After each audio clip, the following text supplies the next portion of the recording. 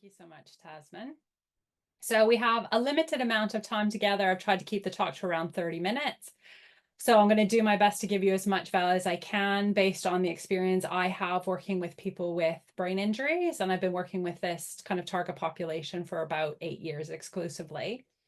So there's 3 things I want you to get out of the talk today. And these are probably the 3 main things that people ask me questions about when it comes to nutrition and diet and brain health. So number 1 is, what should you be eating for a healthy brain and to recover from a brain injury? So we're going to talk a lot about that. Number 2 is, how do you manage body weight? Because you'll find a lot of my clients tell me that they really struggle with increasing weight after their brain injury. So I'll explain why that happens and what you might want to do that could help. And number 3 is, we're going to talk about how to reduce fatigue, because that's probably one of the number 1 symptoms that many of my clients experience. If there's anything in addition to that that you would like me to speak about, feel free to pop a question in the chat box and we can deal with that at the end. So I like to start with, why is nutrition even important after a brain injury or any kind of major trauma? Because I find even a lot of health professionals haven't made the connection between diet and what people are eating and their recovery. People are very familiar with occupational therapy and physiotherapy and neuropsychology and all of those wonderful professions. But diet, for whatever reason, seems to be quite overlooked. And I spend a lot of time educating case managers and solicitors and other health professionals on the benefits of nutrition after a major trauma. Now, I've found the easiest way to explain that is with an analogy of a house. Okay, so I want you to pretend that your body is like a house, and inside your house is a 24-hour live-in renovation team. And anytime there's a dent on a wall or a scratch or something breaks down inside the house, your renovation team is right there repairing the damage as quickly as possible. Okay.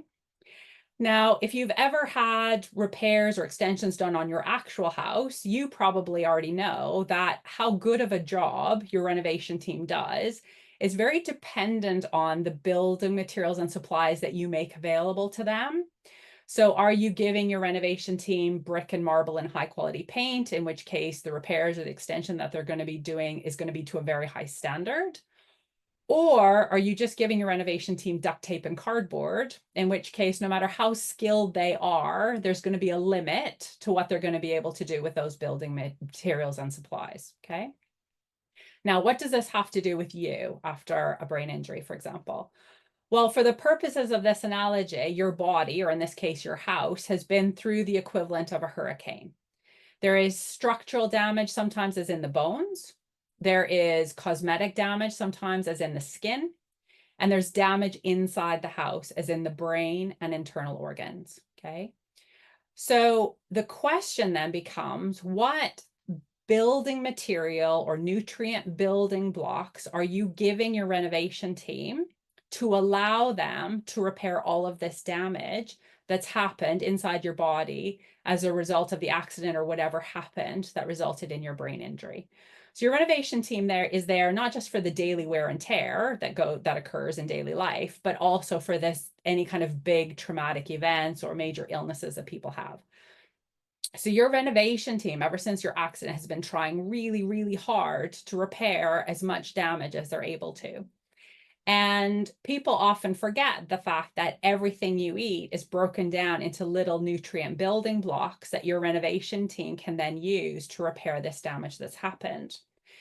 If you're eating a really nutritious diet, lots of high protein foods, omega-3 fats, vegetables, and fruit, you're giving your renovation team all the nutrient building blocks that they need to repair this damage as quickly as possible.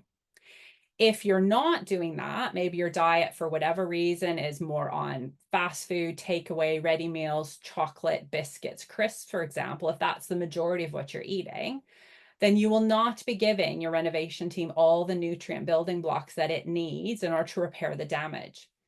And the consequence of that is that sometimes the repairs either don't happen at all, or the repairs take a lot longer to happen than what they should.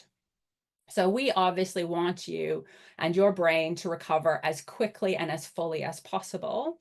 And the only way we can do that is to ensure that you're giving your renovation team all the nutrient building blocks to allow that to happen, okay? So hopefully that makes sense to you. It's an analogy I've used quite often. A lot of people find it really helpful and quite memorable.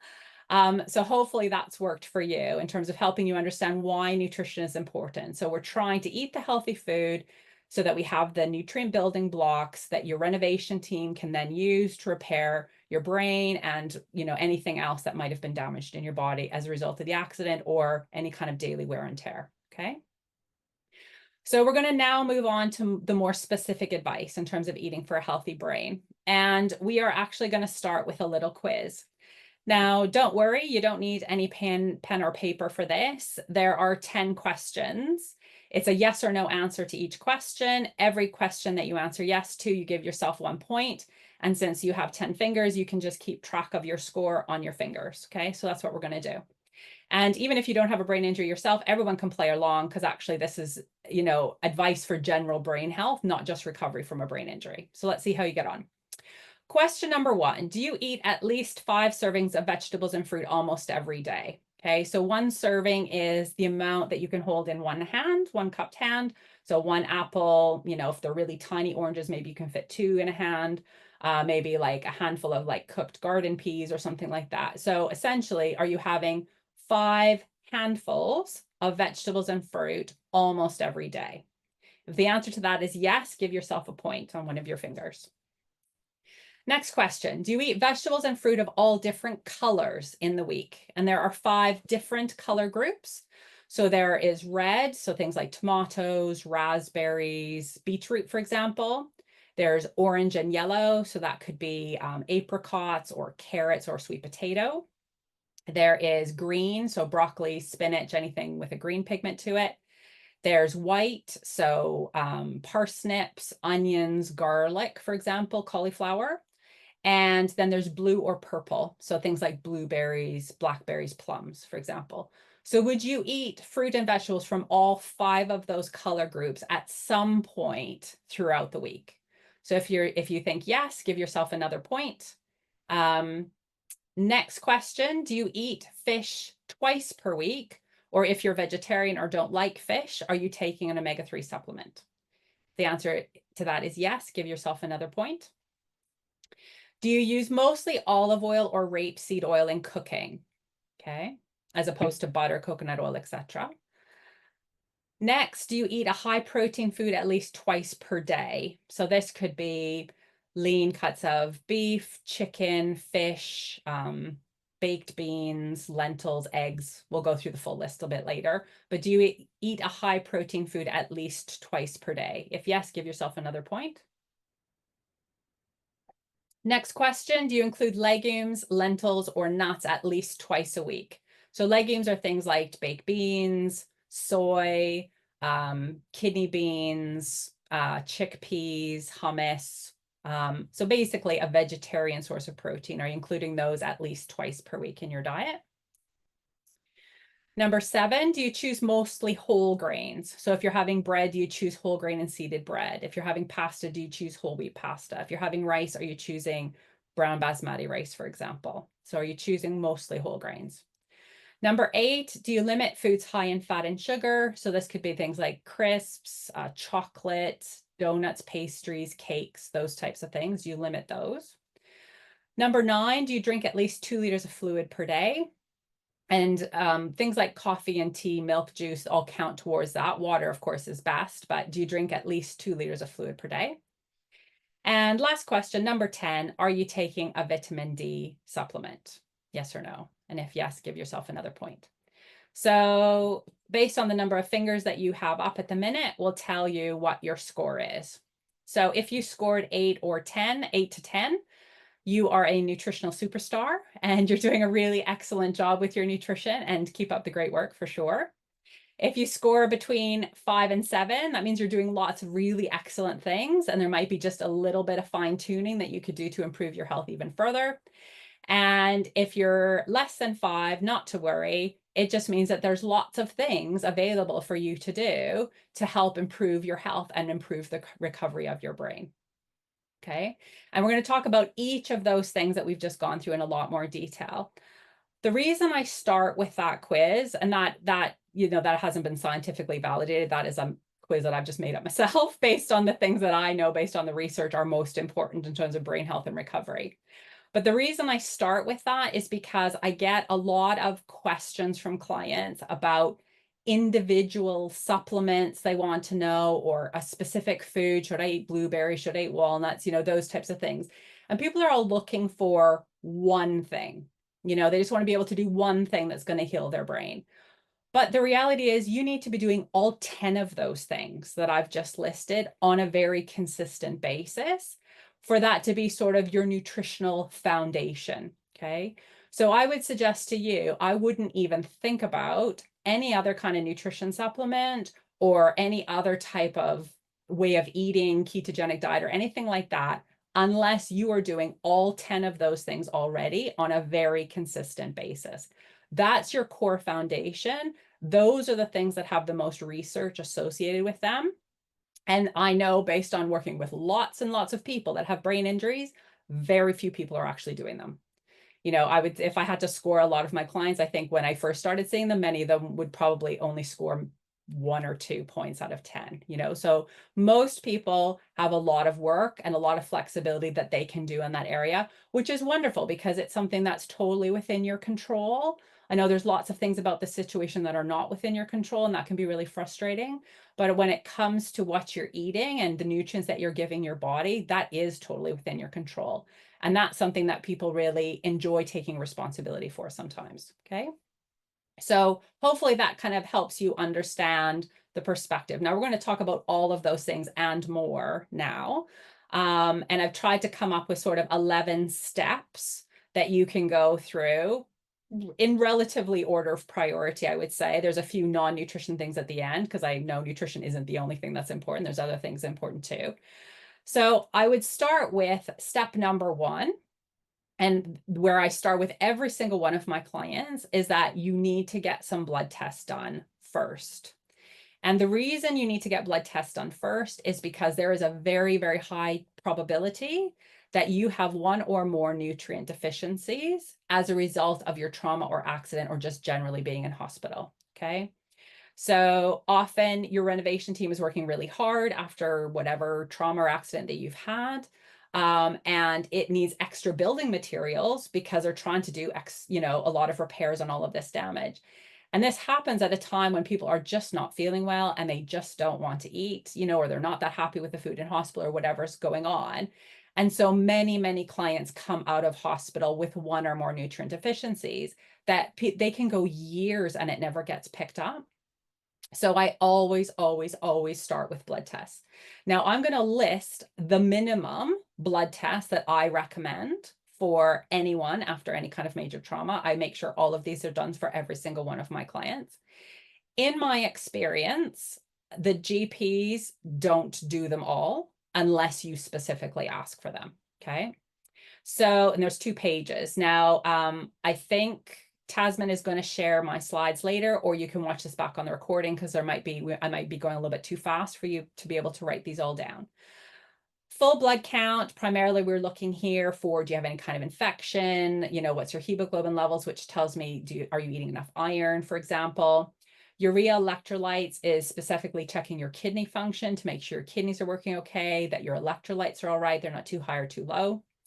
Liver enzymes to make sure your liver is working okay.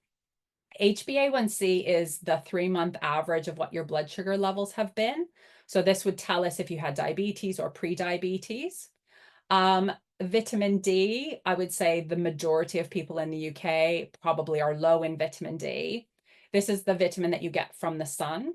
And because so many of my clients after a brain injury have spent months or years, sometimes in hospital or rehab units, or just not going outside very much, that most of them are severely deficient in vitamin D. And this is one that the GPs often don't test unless you specifically ask. I find the GPs will usually do the first 4 that I've listed, not a problem. But anything more specific than that, everything on the rest of my list, often you need to specifically ask for it, or get another health professional to ask on your behalf. So vitamin D, very common for people to be deficient in that. And that can contribute to fatigue, so if you're struggling with fatigue, make sure that that's been checked. Vitamin B12 is another one. Sometimes this is due to diet. Sometimes it can be low as a result of medication that people are on. So sometimes there's just genetic factors that can reduce your levels of vitamin B12. So you want all of those checked. The next one you want checked is folate. And it's a B vitamin that if you're not eating much in the way of vegetables and fruit, a lot of people can be low. Now, the vitamin D, the B12, and the folate in particular, a lot of anti-seizure medication that people take after a brain injury affect the absorption and metabolism of those three vitamins in particular. And so you do, if you're on anti-seizure medication, do make sure that all three of those things are checked every year. Because there's a very high chance that even if you're eating a really nutritious diet, because of the medication and the effect that that has on these vitamins and nutrients, that you're going to have a deficiency anyways. So you want to make sure that that's caught early. And the reason I say that is because the GPs can then prescribe higher doses of supplements in order to correct the deficiency. So yes, a healthy diet will help you, but it is going to take such a long time to correct a big deficiency that, most of us just don't have the time or the patience to wait for that to happen. So I'd rather figure it out if there's a deficiency first, get it fixed straight away so that we have a really solid foundation on which to build the rest of our healthy lifestyle and eating habits, okay? Next on the list is ferritin. That's the storage form of iron. Sometimes the amount of iron circulated in the hemoglobin in your blood is okay, but your storage form of iron is low, and that can also cause fatigue. Thyroid function. In a perfect world, there are 3 different thyroid hormones that ideally I would want checked in everyone with a brain injury. So there's TSH, T3, and T4. In my experience, most GPs only check TSH, which is unfortunate because after a brain injury in particular, sometimes it's the conversion of one of those to the other that can sometimes be affected. But we don't always have very much control over what the GPs check in that regard. So do ask for thyroid function. I always ask about fasting cholesterol levels because especially if you've gained weight as a result of your injury or trauma, that cholesterol levels can be quite high in people, and that increases your risk of heart attack and stroke, which we don't want for you. So it's helpful to check fasting cholesterol levels to see if this is an issue. In men, after a brain or spinal cord injury, testosterone levels are often low, and this can contribute to fatigue and kind of interfere with your ability to build muscle. So I do encourage testosterone levels to be checked at least once after a major trauma. And then last but not least, in terms of female hormones, this is really only relevant if your menstrual cycle hasn't returned since your brain injury, or if it's been highly erratic ever since your brain injury. This assumes you're not on any kind of oral contraceptive that would be interfering with that. But if things just aren't back to what was normal for you pre-injury, this might be one that you ask the GP to investigate further, okay? So those 2 pages of blood tests are what I would recommend as like step number 1. You need to get those checked to make sure that there is no deficiency or abnormality that needs to be corrected. Step number 2 would be to monitor your weight, okay? And what I find, I've had clients that gained up to 60 kilos after their accident for a variety of different reasons. But a lot of it comes down to they just didn't know how much they weighed. And this is, especially if you're now in a wheelchair or, need to be hoist transferred, for example, unless you go to a hospital appointment, there really isn't any way to get a weight for yourself. So I really encourage a lot of my clients, if a wheelchair is going to be a permanent part of your future, that you invest in some type of wheelchair scales or hoist scales. If you have a hoist already, have a scale integrated into the hoist. But we need some way to monitor your weight on a regular basis. And this is one thing, unfortunately, you're going to have to invest in yourself. I do recommend weighing yourself once per month and recording this somewhere in your phone, in a notebook, whatever. Because what you're looking for is, yes, of course, weight fluctuates naturally from day to day, minute to minute, based on what you've eaten, drank, etc. But if you find there's just a recurring trend of just every month it's going up 1 or 2 kilos, every month going up, then that tells us that there's a problem. you know, there's a problem with your metabolism, there's a problem with what you're eating, there's a problem with physical, there's something going on that's causing that to happen. And I would rather you know that information early so that you can take action early and prevent it from continuing on, as opposed to waiting until you've gained 3, 4, 5, 6, 7 stone, for example, in which case it's a lot of work and takes a lot of time to get your weight back down. So I would rather catch it early. So first of all, you need scales to weigh yourself. Weigh yourself once a month and record this somewhere.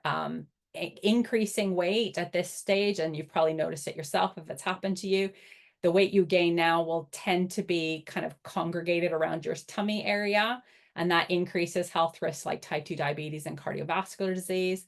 And if you just find that the weight is just going up and going up and going up and nothing you do is making any difference, then you need to see a dietitian to see if they can help you. And I'll give you some details at the end for how to do that.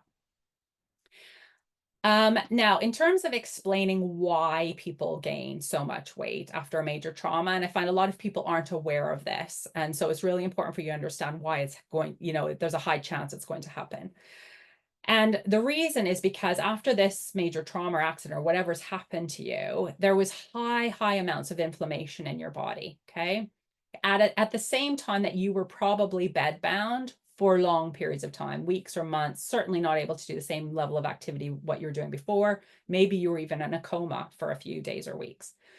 Combined with the fact that people just generally don't eat that great in hospital. Maybe you weren't allowed to eat because you're having upcoming surgery or procedures or whatever. So you've got kind of 3 things happening simultaneously: a high amount of inflammation, not really moving very much, and not really eating very well. The consequence of that is that you will lose huge amounts of muscle mass very quickly in hospital. And initially, a lot of people notice their weight goes down, okay, because of all this muscle that they've lost. And a lot of people say it's like, yeah, like my legs just were like so much smaller, you know, when I was discharged from hospital than what they were when I went into hospital.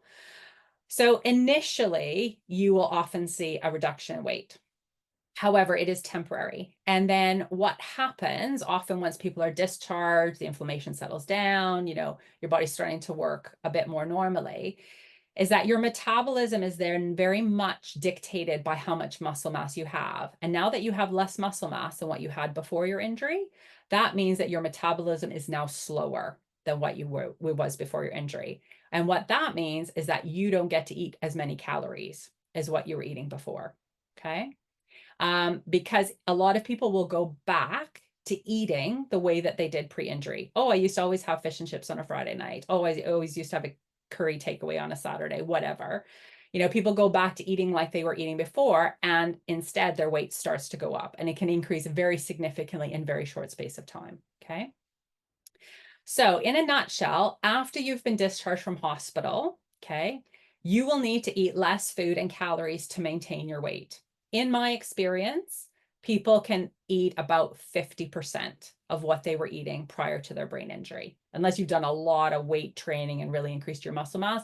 You know, so if you were eating 2,000 or 3,000 calories a day before your accident, then now you're only going to be able to eat 1,000 to 1,500 calories a day. That's a lot less food, but your renovation team still needs the same number of nutrients, in fact, more nutrients now than what it did before.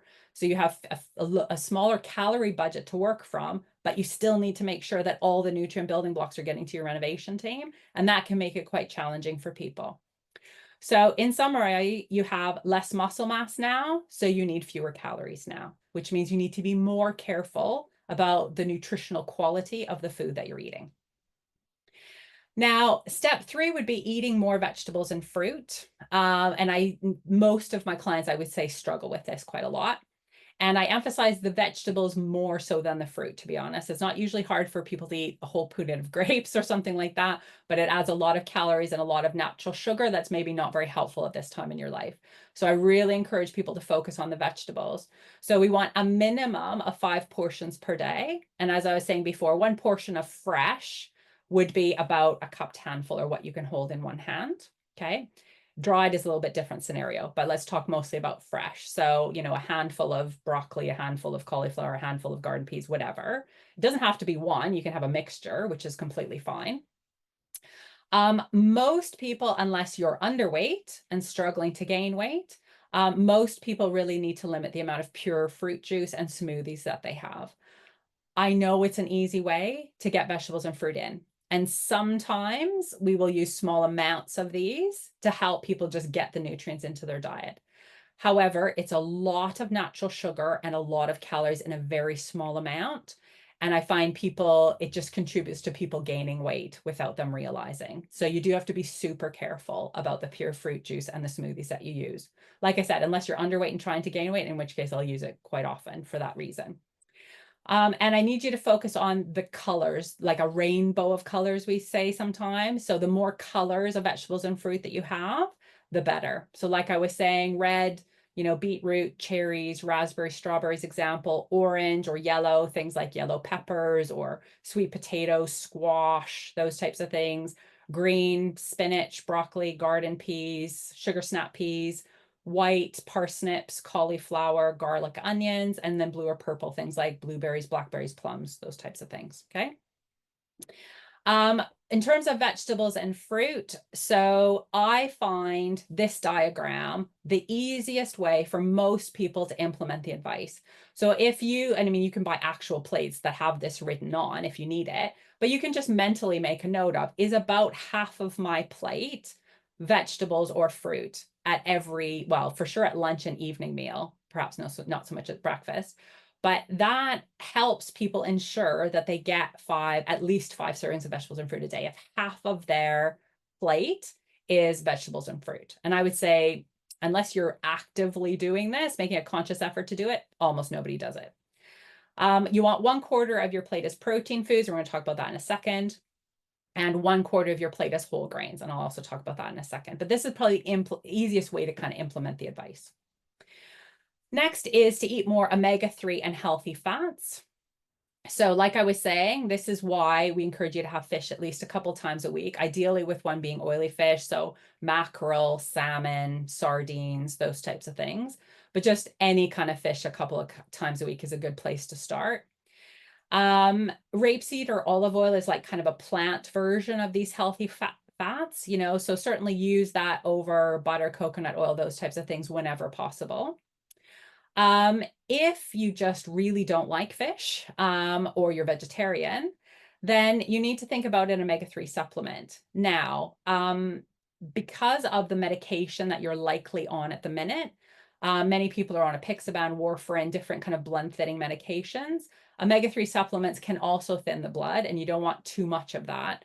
And so often, because there's a potential interaction between those two things, you must ask the GP or the pharmacist whether it's safe for you to take an omega-3 supplement if you're taking any medication at all, okay? I'm not saying you're not going to be able to, but I'm saying you have to ask the question. I can't give you the advice because I don't know what medication you're on. So you do need to check with someone to see if that's going to be safe for you. And then nuts and avocados are a really healthy type of fat, but they are also very high in calories. So because you now have a much smaller calorie budget with which to work from, you need to be careful about how much nuts and avocado you're eating. Yes, they're healthy. Yes, it's a healthy type of fat, but it also has a lot of calories in it. Okay, so you need to be careful about that. Step 5, getting enough protein. So I would say this is the next biggest problem area for most of my clients. In my experience, a lot of people after a brain injury in particular tend to eat a lot of starchy foods. So a lot of toast, sandwiches, potatoes, pot noodles, biscuits, those types of things, a lot of carbs and nowhere near enough protein. So you need to be having at least 2 portions per day minimum of a high protein food. I'll list that in a second. So 1 portion is the size of a deck of cards. So I have a deck of cards here. So, that would be like 1 chicken breast, for example, a couple slices of roast beef, something like that. A deck of cards is fairly thick. So, 1 or 2 pieces of ham in a sandwich is not going to be enough. And examples would be things like fish, legumes, like kidney beans, chickpeas, that kind of stuff, lentils, soy, tofu, edamame beans, chicken, lean beef as in 5% fat beef mince, lean pork, eggs, high protein yogurts, and low fat milk. And nuts, if you have the calorie flexibility for that, would all be examples of high protein foods. So you want protein, a high protein food at least 2 times a day, every day, to help your brain recover. If there's any bones that need to recover or any skin damage or anything like that, it's really, really important, okay? So do make sure you're getting enough protein. Next would be, if you're choosing whole grains, make sure that they are the high fiber versions, so as opposed to white bread, choose whole wheat or seeded bread, as opposed to cornflakes or Rice Krispies or low fiber cereals. Make sure you're choosing things like porridge or muesli made with oats or a high fiber breakfast cereal. If you're having pasta, make sure it's whole wheat pasta. If it's rice, make sure it's brown rice. Things like quinoa, you can mix quinoa. It's like a little seed similar to rice, but smaller. You can mix that in with rice sometimes. Things like chia seeds and linseed or flaxseed can sometimes be really helpful, because a lot of people after brain injury, especially if they're on any kind of medication, often constipation is a bit of a problem. And if we want you to be eating, enough fiber to allow your gut to be functioning optimally so you're not constipated, then we need to get the fiber in. And the easiest way is often chia seeds and linseed or flaxseed, kind of the lowest calories for the highest fiber benefit, if that makes sense. You just do need to make sure that you're drinking enough fluid, for it to allow the fiber to do its job, if that makes sense. Step 7 is to be drinking at least 2 liters of fluid per day. Most of my clients are dehydrated. They're not drinking near enough fluid. So you definitely need to increase that. Next step is limiting high sugar, high fat foods. Not because I necessarily have anything against these foods, but they don't give your body the nutrient building blocks that it needs. And they give you a lot of calories that most people don't have the calorie flexibility to get away with. Take a vitamin D supplement. And I would recommend, if there's a deficiency, it's a different story, and the GP will have to prescribe really high doses. But you're looking at probably 400 to 1,000 international units per day is what you should be taking in terms of vitamin D supplement. A pharmacist can give you a bit more information on that. Now, obviously, nutrition is important, but there's other things that are also important. So some things like physical activity, doing some kind of activity most days.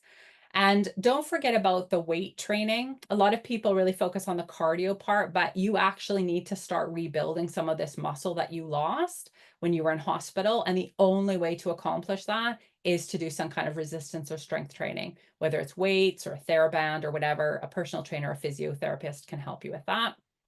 And step 11 is getting enough sleep. So if you can have the best diet in the world and be getting enough fluid, but if you're not getting enough sleep, or your sleep is really disrupted, or if there's anyone in your family that would be able to tell you, if you kind of stop breathing for a few seconds in your sleep, that would suggest you have sleep apnea, you definitely need to get that investigated. And it's quite common after a brain injury for that to be happening. So you want to be getting enough sleep, and you want it to be good quality sleep. In terms of fatigue, then, all the factors that affect. So blood tests. So first, you're going to have those done so that we're sure you don't have any vitamin or mineral deficiencies.